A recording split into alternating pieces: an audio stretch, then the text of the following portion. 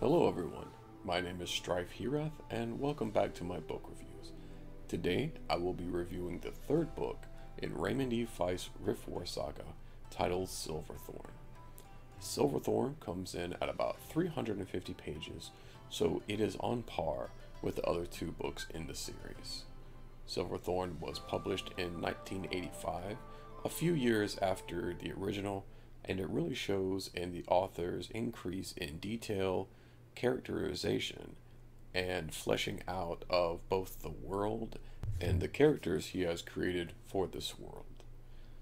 It is what I would call a stereotypical damsel in distress situation for this book.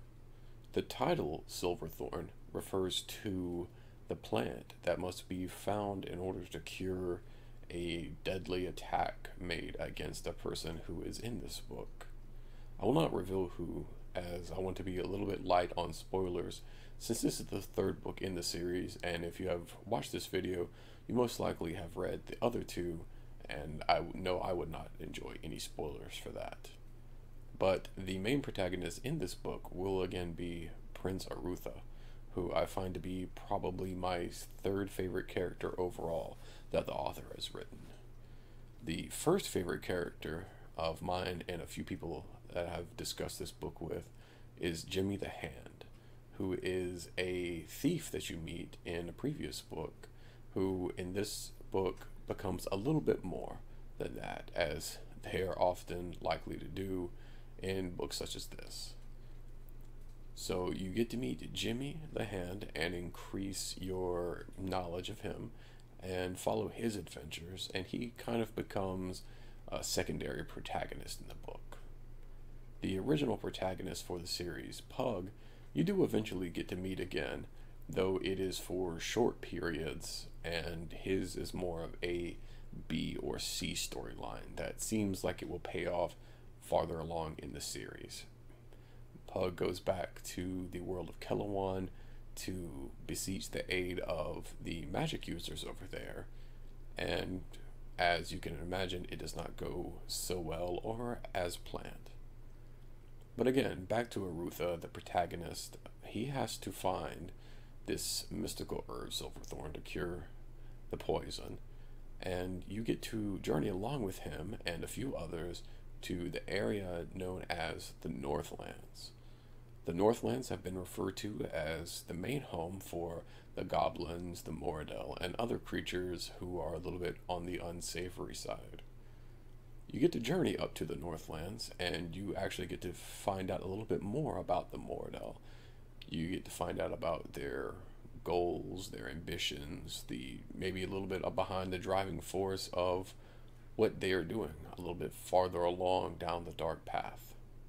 You also get to meet a few races or offshoots of society that you have possibly read about in the other books and have been alluded to by the author. There is a little bit more fighting, a little bit more magic use, but a lot more story in this book, and you get to follow the characters a lot more than you did in the other books.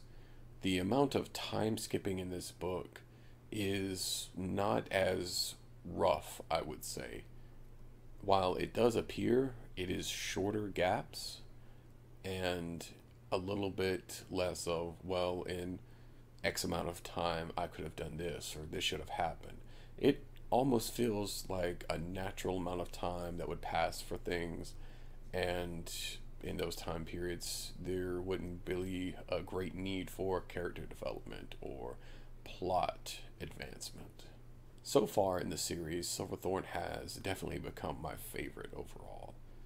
The first two books were good and were books that I will keep and will enjoy again, but Silverthorn is the book that I will read to or read the other books for, just to get back in the storyline. If you have enjoyed the other two books in this series, Magician Apprentice and Magician Master, you will definitely enjoy this book. Well, we've come to the end of my review for Silverthorn, the third book in the Riftwar cycle.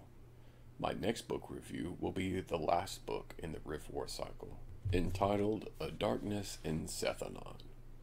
Since that is the last book in this series, I now am able to move on to a new series. So, if you have any suggestions of books that you would like to hear me review, please leave them in the comments below. Thank you very much for watching. Please remember to like, subscribe, share, and comment. Thank you very much for watching.